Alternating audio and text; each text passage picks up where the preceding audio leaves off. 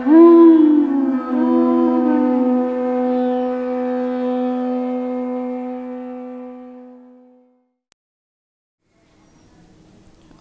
Namo Bhagavate Vasudevaya. Om Namo Bhagavate Vasudevaya. Om Namo Bhagavate Vasudevaya. Hare Krishna. We are reading from Srimad Bhagavad-Gita as it is, chapter number 8, entitled Attaining the Supreme, text number 22. Purusha saparaparta bhaktya labhyastvananyaya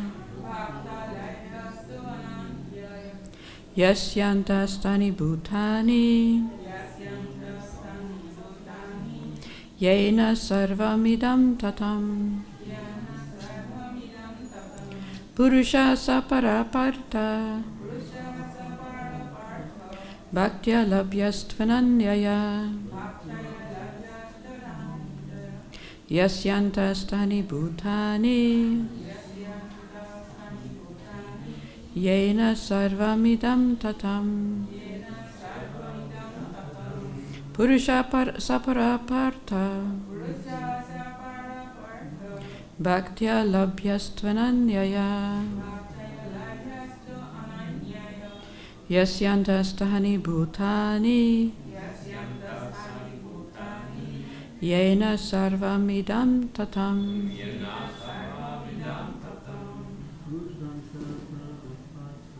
Purusha saparaparta bhaktya labhyastvananyaya yasyantastani bhutani yasa sarvamidam tatam. Purusha saparaparta bhaktya labhyastvananyaya yasyantastani bhutani yena sarvamidam tatam. Purusha saparaparta bhaktya labhyastvananyaya yasyantastani bhutani yena sarvamidam tatam. Purushaha, the Supreme Personality. Saha, he. Paraha, the Supreme. Than whom no one is greater. Partha, O son of Pritha. Bhaktya, by devotional service. Labhyaha, can be achieved. Tu, but. Ananyaya, unalloyed, undeviating. Yasya, whom. Antaha stani, within. Bhutani, all of this material manifestation. Yena, by whom. Sarvam, all. Idam, whatever we can see.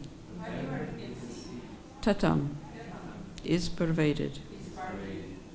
Translation and purport by His Divine Grace A.C. Bhaktivedanta Swami Srila Prabhupada. Srila Prabhupada. The Supreme Personality of Godhead, who is greater than all, is attainable by unalloyed devotion. Although He is present in His abode, He is all-pervading, and everything is situated within Him. Please repeat. The Supreme Personality of Godhead, who is greater than all, is attainable by unalloyed devotion. Although he is present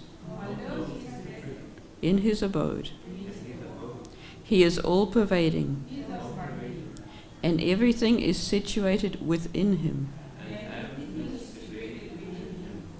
Purport. It is here clearly stated that the supreme destination, from which there is no return, is the abode of Krishna, the Supreme Person. The Brahma Samhita describes this supreme abode as Ananda Chinmaya Rasa, a place where everything is full of spiritual bliss. All the variegatedness manifest there is of the quality of spiritual bliss. Nothing there is material. That variegatedness is expanded as the spiritual expansion of the Supreme Godhead Himself. For the manifestation there is totally of the spiritual energy, as explained in chapter 7. As far as this material world is concerned, although the Lord is always in His supreme abode, He is nonetheless all-pervading by His material energy. So by His spiritual and material energies, He is present everywhere, both in the material and in the spiritual universes. Yasyantastani means that everything is sustained within Him, within either His spiritual or material energy. The Lord is all-pervading by these two energies. To enter Krishna's supreme abode, or the innumerable Vaikuntha planets, is possible only by bhakti, devotional service, as clearly indicated here by the word bhaktya. No other process can help one attain the supreme abode.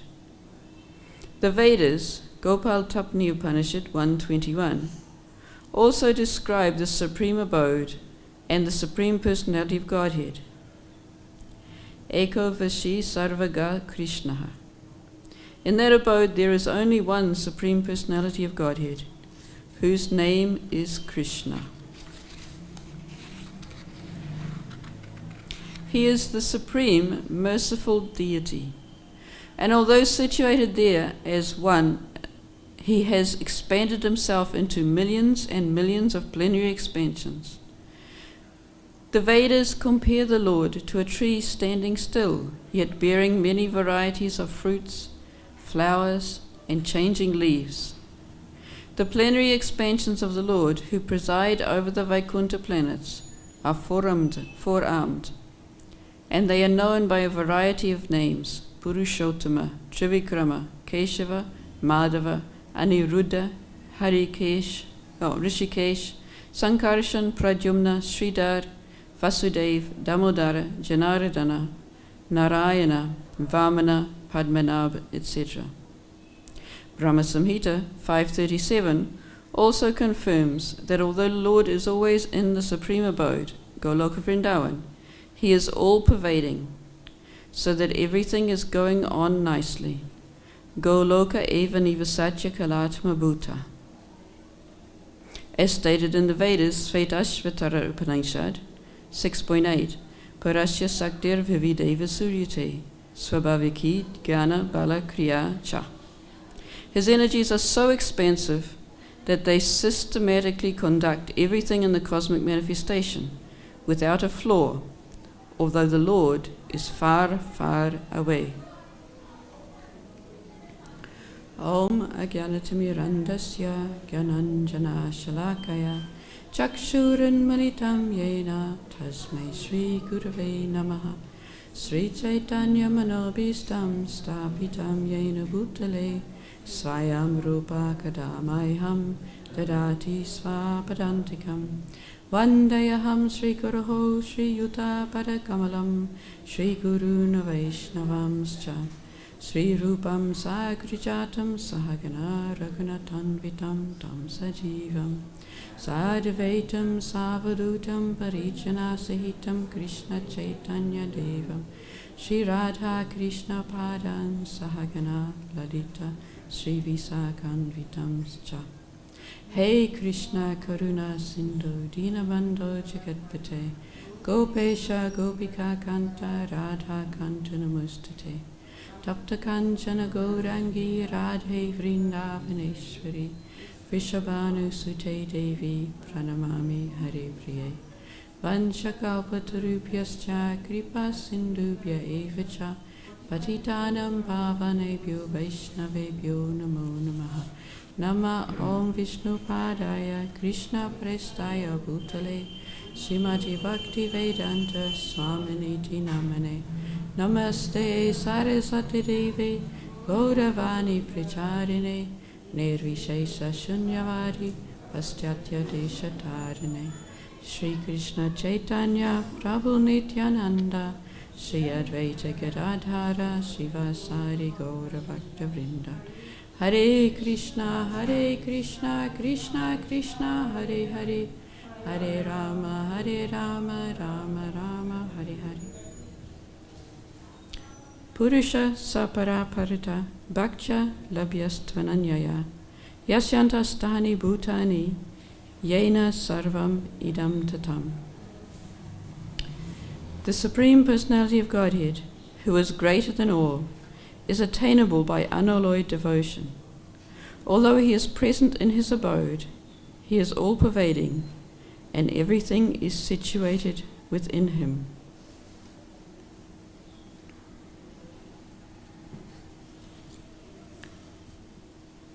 So Srila Prabhupada spoke on this verse and this selection of verses in New York. He actually covered this verse in 3 consecutive days, because you can see this verse and the verse before it are quite pivotal to describing unalloyed bhakti as being the way to achieve the supreme goal, and the fact that this is the supreme goal is the abode of Krishna, as Prabhupada says in the purport. So Prabhupada in his class went through some of these verses in the Sanskrit. So I'll try and do that, although not so qualified. Hare Krishna. In the first line, Purusha Sapara. Purusha means the Supreme Personality. Sapara, Supreme Personality, he is supreme. Now, so Prabhupada in his class says that Krishna is explaining himself as the Supreme Personality of Godhead. He says, like in the spiritual world, there are many Vaikuntha planets, and each Vaikuntha planet is presided over by one of his expansions. So the Supreme Personality of Godhead is supreme in each of these Vaikuntha planets. So Prabhupada gives the example. It's like every country you go to in this world, you'll find someone in charge, and you could call them supreme. But here they're not supreme, because when the election comes around, there'll be so many rivals looking for this position of the supreme in this material world. But Krishna is different, because for Krishna there is no rival. That's why it says Sapara. Purusha Sapara. He is the supreme above all. There is no one who rivals him. There is no one equal to him, but there's no one who even tries to equal him. The nature of the spiritual world is that everybody wants to serve him. And the second line, Bhaktya Labhyastvananyaya, that he is attainable only by unalloyed devotion. Now, if we go back, we'll cover these last 2 lines. Prabhupada in his class also makes a point of Yasyanta Stani Bhutani. Yasyanta Stani, Bhutani. So it means that all the material manifestation is situated within him, and Yena Sarvam Idam Tatam, how he pervades everything. So if we want to go back through to the beginning of the chapter and just have a look, a famous verse there is Antakale cha mam eva, number 5. Smaran muktva kalevaram. Ya prayati samad bhavam, yati nastyatya samshayaha. And whoever, at the end of his life, quits his body remembering me alone, at once attains my nature. Of this, there is no doubt. So, one might think, okay, so Krishna is telling Arjuna to remember him and he will be with him. But my friend may be somebody else.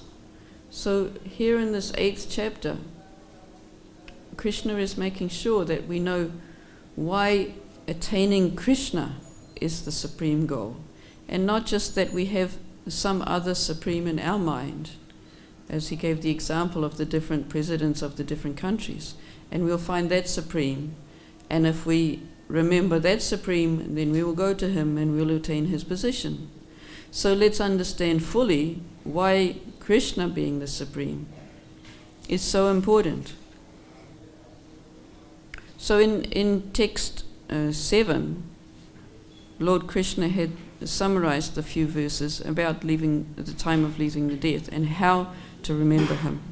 Tasmat sarveshu kaleshu mam anusmara yudyacha mayarpita manobudir mam evaisyasi samsayaha. Therefore, Arjuna, you should always think of me in the form of Krishna, and at the same time carry out your prescribed duty of fighting. With your activities dedicated to me and your mind and intelligence fixed on me, you will attain me without a doubt. And you will notice in the very next verse, Krishna begins to explain he is that supreme goal. He is not just somebody to remember. He says, Abhyasa yoga yuktena cetasa nanyagamina paramam purusham divyam yati paratanu chintayam. So paramam purusham means the supreme personality. Divyam, transcendental supreme personality.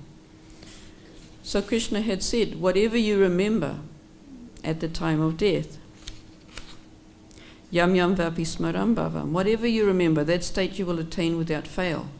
So we have to know why we should aim to remember Krishna. So here Krishna then spends a few verses speaking about how to remember him as the Supreme Personality of Godhead. In text 9 he says, one should meditate on the Supreme Person as the one who knows everything, as he who is the oldest, who is the controller, who is smaller than the smallest, who is the maintainer of everything, who is beyond all material conception, who is inconceivable, and who is always a person. He is luminous like the sun, and he is transcendental beyond this material nature. So all these adjectives are describing how Krishna is so special, why he is different, why he is the supreme goal. But at the same time, making sure we know Krishna is the person. So, another verse that's important in relation to today's verse is verse number 14, because that also this word ananya comes up. Ananya cheta satatam yo mam smarati nityasaha tasyaham sulabha bharata nitya yuktasya yoginaha. For one who always remembers me without deviation, I am easy to obtain, O Purita, because of his constant engagement in devotional service. So, ananya cheta satatam. So, ananya cheta means without deviation of the mind. The mind, or cheta, is also sometimes called consciousness. The mind or the consciousness is not deviated from Krishna at all. And satatam means always. Yomam smarati nitya saha. So smarati remembers, and nitya saha again regularly. So it says always and regularly. Prabhupada brings this point up in the purport. So for this person who remembers Krishna always and regularly, Sulabhaha is very easy to achieve because of Nitya, regularly, Yuktasya, engaged, Yoginaha, for the devotee. So we'll just go through a couple of things in the purport. This verse especially describes the final destination attained by the unalloyed devotees who serve the Supreme Personality of Godhead in bhakti-yoga. The previous verses have mentioned 4 different kinds of devotees: distressed, inquisitive, those who seek material gain, and speculative philosophers. Different processes of liberation have also been described: karma yoga, jnana yoga, hatha yoga. The principles of these yoga systems have some bhakti added, but this verse particularly mentions pure bhakti yoga without any mixture of karma, jnana, and hatha. Ananya Chaitaha, the pure bhakti yoga, the devotee desires nothing but Krishna. The devotee does not desire promotion to the heavenly planets, nor oneness with the Brahmajyoti, or salvation or liberation from material entanglement. A pure devotee does not desire anything.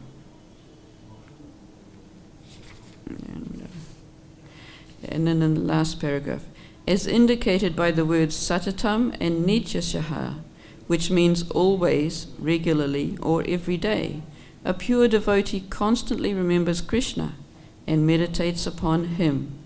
These are the qualifications of the pure devotee, for whom the Lord is most easily obtainable. Bhakti Yoga is the system that the Gita recommends above all others. So then Prabhupada goes on to describe the 5 different rasas.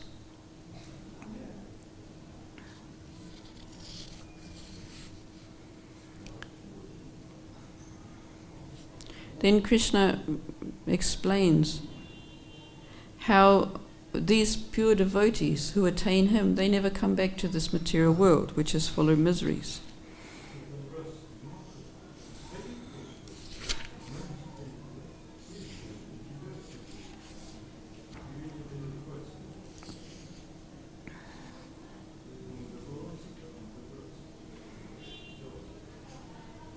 So we'll go through a little bit through this purport of today's verse.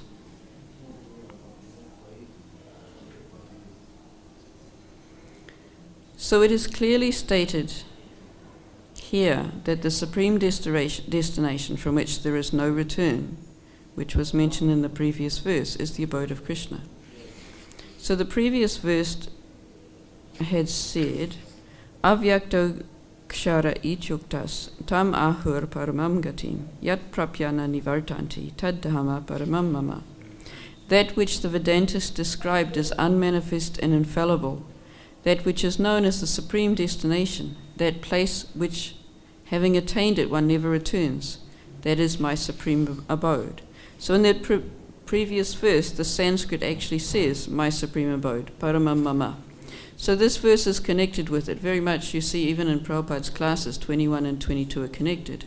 So although even in this verse, he doesn't actually say mam, he doesn't actually say me, because he's continuing from the last verse, you can understand that he's talking again about this supreme abode, which is his abode.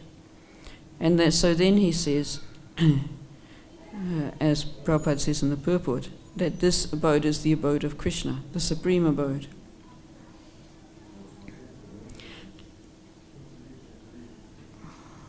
Brahma Samhita describes this abode as Ananda Chinmaya Rasa, the place where everything is full of spiritual bliss. So this is another thing that we should keep in mind. We understand the philosophy. We understand in theory that the supreme goal is the abode of Krishna. We understand in theory that we want to go to Krishna Loka. But these verses are especially meant to attract us. understanding that the supreme abode is actually the highest goal, that it is Ananda Chinmaya Rasa, a place where everything is full of spiritual bliss. Whereas Krishna has just described the material manifestation, which he uses in various texts, various descriptions. Dukhalyam Asashvatam in 15, which is Dukhalyam, a place of miseries, and Asashvatam, temporary. So Dukhalyam Asashvatam, a temporary place where anything is temporary, and at best, and otherwise it's full of miseries.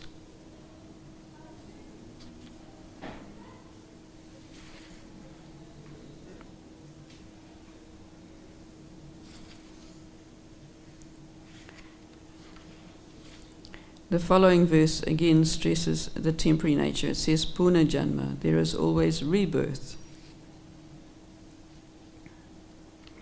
And then the length of the Brahma's day and Brahma's night is described. So all this is trying to highlight the difference between the material world, which is full of miseries and temporary, and the spiritual world, which is an ananda, a spiritual bliss, and is eternal, nitya shaha.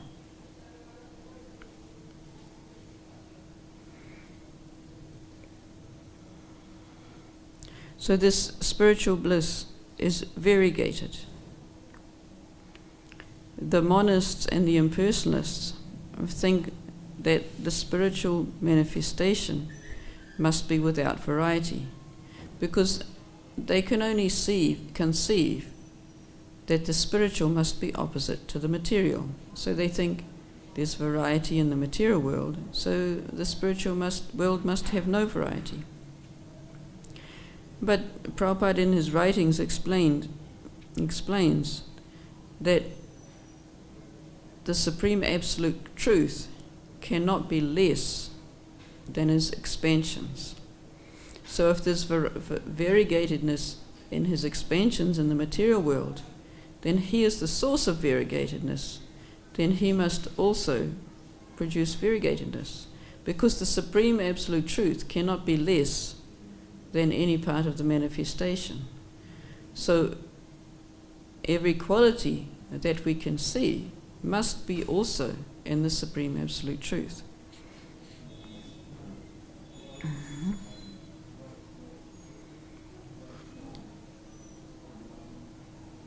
Prabhupada distinguishes how Krishna is pervading everywhere as his energies, his material energy and his spiritual energy. But Krishna has also already described how the Paramatma is also present everywhere and in everything.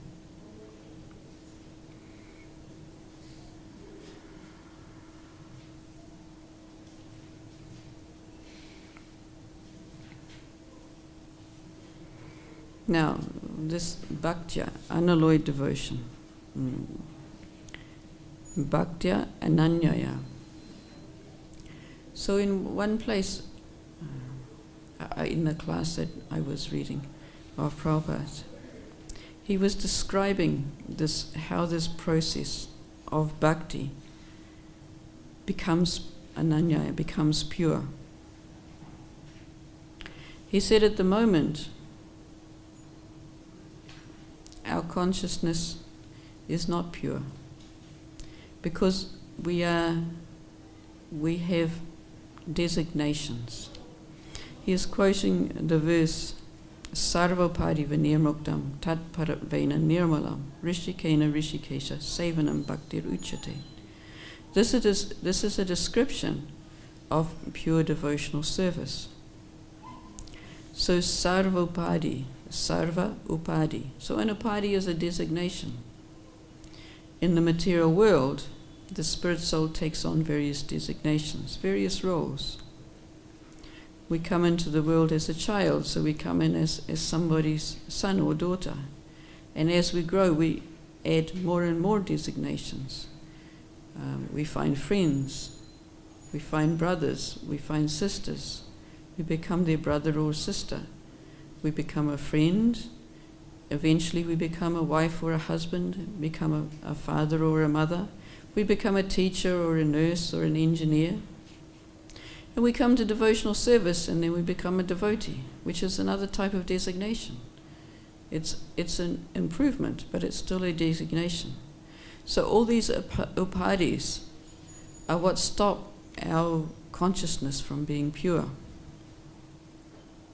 So Prabhupada continues to describe the rest of the verse. Rishikena Rishikesha Sevanam Bhaktir Uchikate. So when we engage these senses, which currently are impure because of designations, in the service of Rishikesha, then they become purified.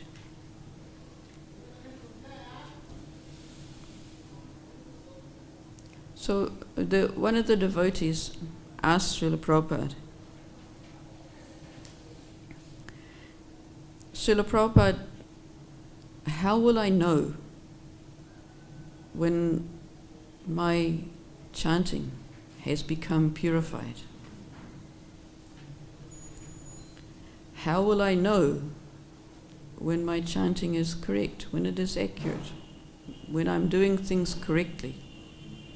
And Prabhupada said, this will not happen. While we're in this material body, while we have these designations, our chanting is not perfect. We are striving to improve it. We are sadhakas. But this being able to perfect our chanting and completely concentrate on Krishna will happen only at the liberated stage. So this is also being described in these verses. This constant remembrance of Krishna doesn't happen while we have a material consciousness. We might think that our chanting's getting pretty good and that we're concentrating most of the time and that we're hearing most of the time. But Prabhupada made it very clear to stress that our chanting becomes proper when we become like Rupa Goswami, who was so enthusiastic he wanted millions of tongues to chant and millions of ears to hear. So that is correct chanting. And anything less than that is coloured by our designations. So this purity is a very high level. It's not that we manage to chant one round without our mind wandering onto our shopping list and then our chanting is pure. It's not. Purity of chanting is a very, very high level. So Prabhupada clarified that in this question of the devotees. So this unalloyed devotion is of that level of purity. No designations. And then he quotes the other verse quoted in Nectar of Devotion, Anya Bilasita Shunyam Jnana Karma Ninavritam. As Prabhupada quotes in this purport, how this jnana and karma is also seen to colour our devotion and separate it from being pure devotion. So, jnana karma anavritam. So anavritam means, it doesn't actually mean completely without, it means uncovered. Because in some ways you can understand that jnana and karma are part of the process of bhakti, but bhakti is not dependent on it. But we cultivate some knowledge, we cultivate knowledge of Krishna, we cultivate knowledge of devotional service, inasmuch as it helps us to improve our service, like we're studying the Bhagavad-Gita. This is not jnana, but it is a part of bhakti. And similarly, karma, we engage in service. We're actually doing activities. But they become purified when we do thinking only of what Krishna wants.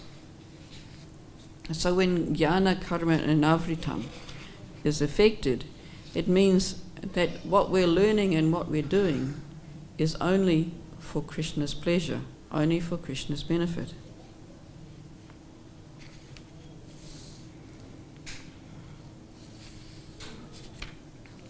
So a lot of this 8th chapter is about leaving the body. And following today's verse, we go into a section where Krishna talks about the various different ways to leave the body, which he will summarize at the end. So basically he's describing two ways, one which is a good way and one which is a not so good way. One's light and one's dark. And then he summarizes again by bringing us back to devotional service. He says, although the devotees know these two paths, O Arjuna, they are never bewildered. Therefore be always fixed in devotion. Yoga yukta. So this devotion, right from the very beginning of this chapter, Krishna is now stressing very much, because we know that these middle 6 chapters are considered to be a description of pure devotion, of devotional service. So these other sections which seem to be something different, like describing different ways of leaving the body, describing the different demigods or worshippers and things like that, are simply to highlight the supreme goal of Krishna and how it is different from every other path and every other service.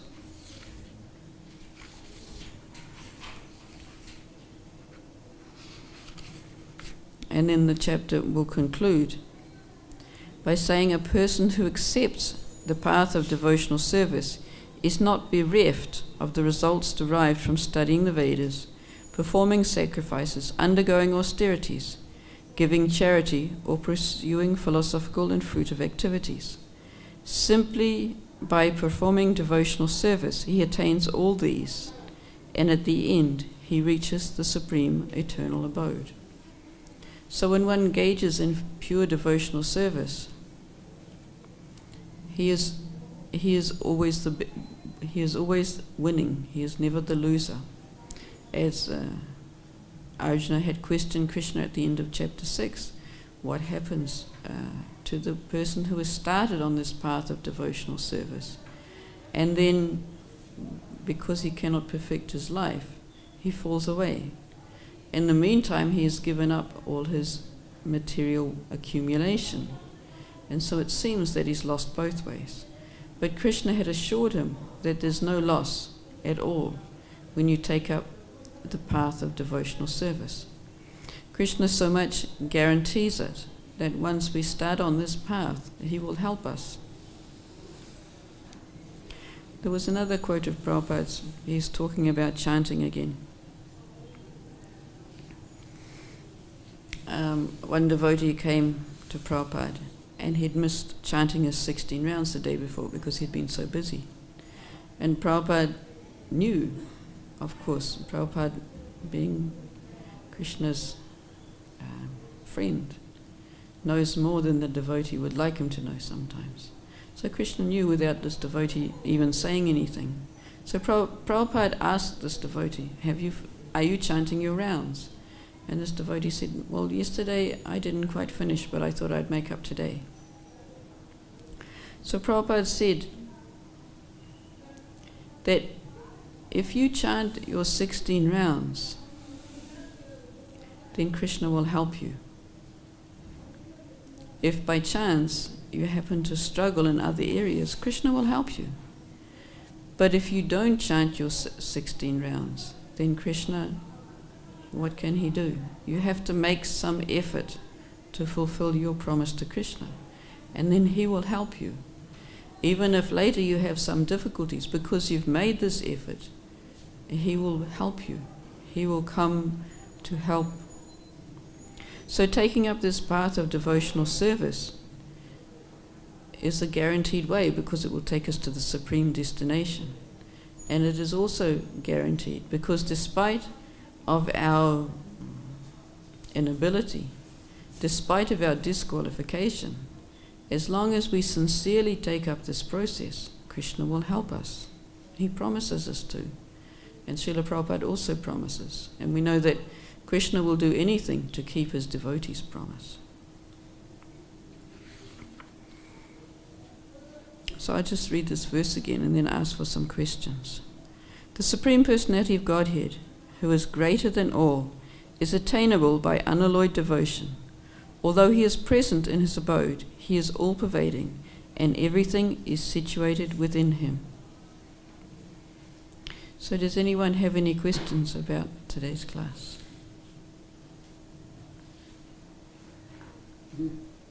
9:13.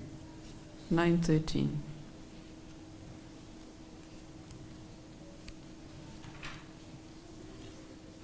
Yes, Prabhu. 9:30.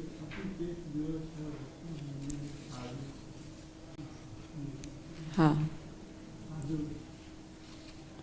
Yeah, so here is one place where Krishna is promising, as long as you sincerely continue your devotional service, you're still considered saintly. So this is again the same point as you're bringing up. Krishna is promising, because you continue this devotional service with determination, you're not considered to fall down, but you must continue devotional service. 9:32.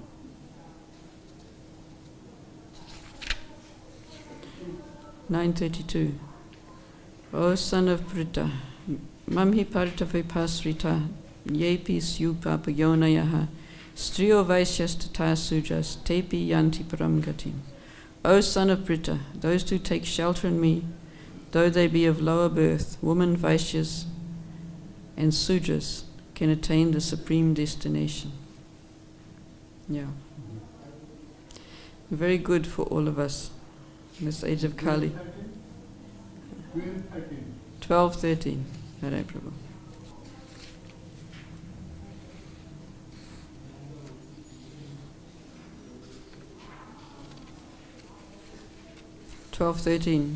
Avyesta sarvabhutanam.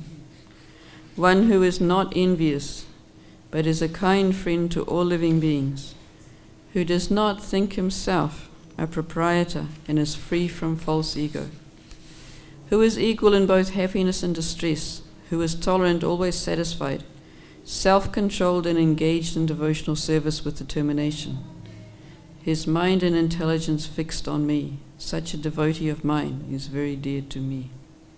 Arjuna Vacha 12:13. Param Brahma Param Dhamma Pavishram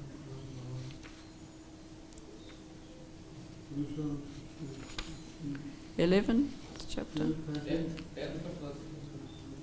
Arjuna Vacha Param Brahma Param Dhamma. Yeah, it's not the 12th chapter.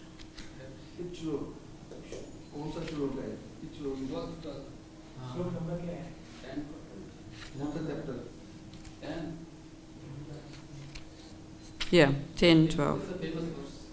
Yes.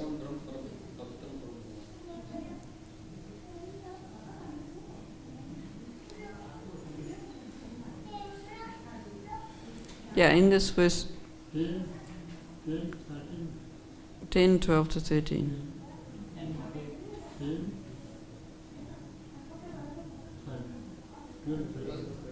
Yeah. So this is where Arjuna is confirming Krishna as the Supreme Personality of Godhead. Yeah, very nice. Any other comments, questions? Hare Krishna. Number of Krishna's other names of arguments. Yeah. All of them four-handed. These ones are four-handed forms, yes. All of these names are four-handed forms. I think there are something like 24 different four-handed forms, depending on which way they have their hands. And you'll find the description somewhere. And you'll find I think on this, the Goloka chart? The Goloka chart? On the Goloka chart, it shows these different, it'll give you most of these names also. In the different corners of the spiritual world, it gives these particular names. And somewhere Prabhupada actually describes which hand, the conch, disc, club and lotus, different arrangements gives them different names.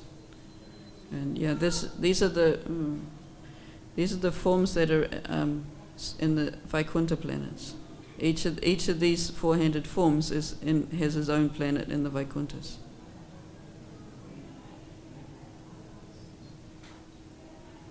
And it's these names that we're calling out when we put on our tilak, when we put in our tilak on, when we do some Vishesh Archman. It's these four-handed forms that we're calling out. So this Aniruddha is not Krishna's son, it's a four-handed form of Narayan. These are all four-handed Narayan forms.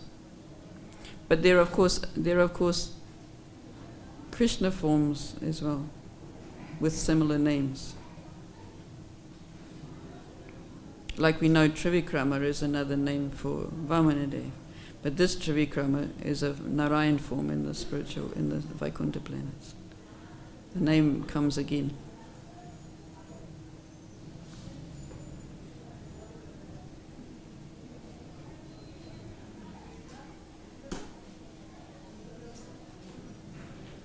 And Bhakti-yoga. Huh? Bhakti-yoga. When Lord Krishna, then he told, I am searching for a small bits of glass.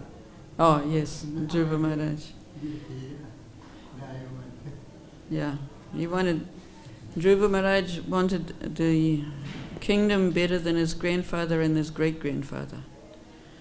And when he met the Supreme Lord, then he said, but I was only looking for a broken piece of glass. And what I found was a diamond. But Krishna gave it to him anyway. The pole star is greater than Lord Brahma's planets, because it's a spiritual planet.